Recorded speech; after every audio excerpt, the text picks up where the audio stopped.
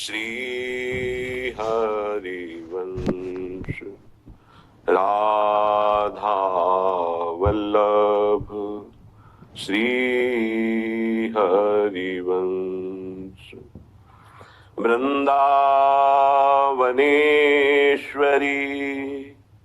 तवैव पदारविन्दम् प्रेमामृतैकमकरन्द रसौघपूर्णम्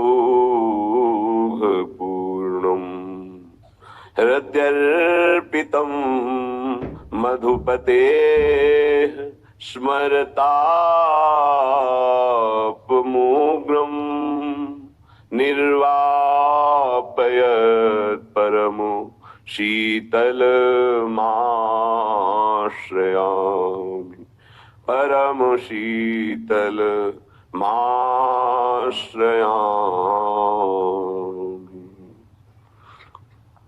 सोई तो बचन मोशो मानी तै मेरो लाल मोह्योरी सावरो तै मेरो लाल मोह्योरी सावरो।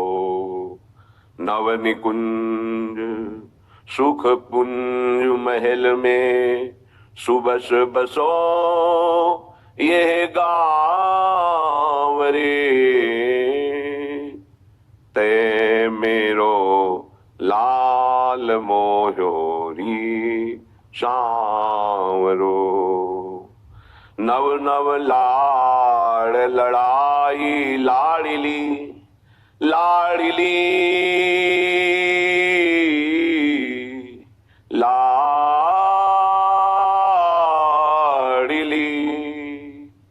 नव नव लाड़ लड़ाई लाड़िली नहीं नहीं ये ब्रज जावरो। श्री हरिदास के स्वामी श्यामा कुंज बिहारी पे वारोंगी मालती भावरो। श्यामा कुंज बिहारी पे वारोंगी मालती भावरो।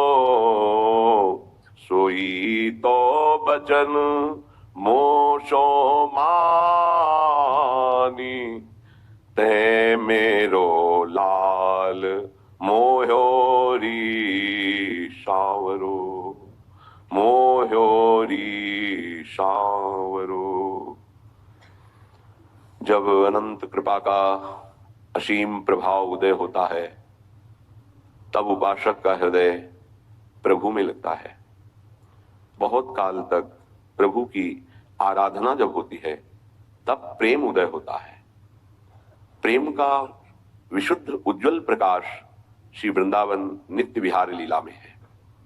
उज्ज्वलता जहां किंचन मात्र स्वसुख वांछा ही नहीं है, मोक्ष सुख की आकांक्षा का भी त्याग है और प्रभु से सुख पाने की आकांक्षा का भी त्याग है।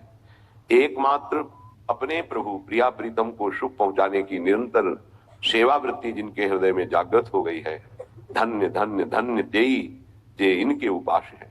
धन्य है उनका जीवन, धन्य है जो इनकी उपासना प्राप्त कर लिए और उपासना में रत है।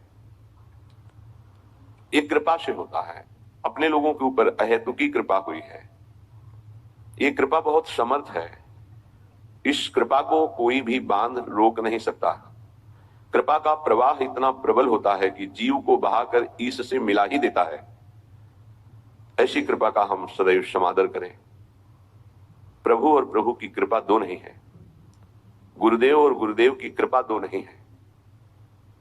कृपा ही मूर्तिमान होकर आचार्य और गुरुदेव के रूप में प्रकाशित होती है। कृपा रूप जो वह उधर्यो, मानो कृपा ने ही शरीर धारण किया हो। ऐसे आचार्य, ऐसे गुरुदेव जो हमें आदेश करते हैं, उपदेश करते हैं, उसमें अपने जीवन को लगा दें। उन्हीं के बल से तो देर न लगे ये जड़ता हमारी नष्ट हो जाए। जो देह से प्यार है, भोगों से प्यार है, माया से प्यार है, ये परिवर्तन होकर एकमात्र प्रभु से प्यार हो जाए। श्रीपाद प्रबोधानंद जी महाराज कह रहे हैं, गुणैः सर्वैर्हीनोऽप्यः मखिल जीवाधम तमो प्यशेषैर्दोषः स्वैरपि चवलितोर्दुर्मतिरपि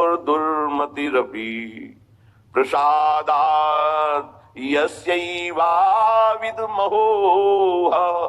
राधां ब्रजपते कुमारं वृंदावनमपि सगौरो ममो गतिः, सगौरो ममो गतिः। ऐसे गौरांग महाप्रभु चैतन्य देव को मैं बार बार हृदय से नमन करता हूं। वही हमारी गति है जिन्होंने गुणैः सर्वहीनोऽप्यः मखिल जीवधाम तमोप्यशेषैर्दोषः स्वैरपि च वलितोर्दुर्मतिरपि।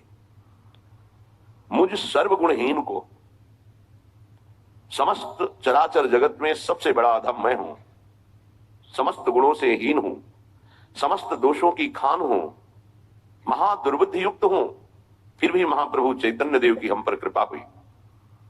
ऐसा क्यों क्यों लिख रहे श्रीपाद? बड़ा उपहास करने की चेष्टा की महाप्रभु चैतन्य देव की।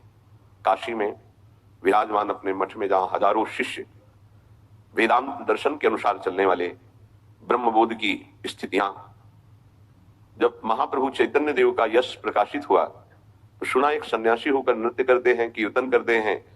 ऐसा सभाओं के बीच में ऐसा नगर कीर्तन होता है, घर में बंद करके दरवाजा कीर्तन होता है, भगत लोग खूब अच्छे अच्छे पदार्थों का भोग लगाते हैं। बड़ा उपहास का भाव उनके अंदर आया। सन्यासी होकर ये नाचते हैं, गाते हैं, ऐसा इनको तो एकांत में बैठ करके समाज चिंतन शून्य होकर आत्मस्वरूप में स्थित होना चाहिए। ये व्यवहार, ये तो प्रारंभिक भक्ति के साधकों का होता है, ऐसा नहीं होना चाहिए। आजा ना। कंग्रेट्स।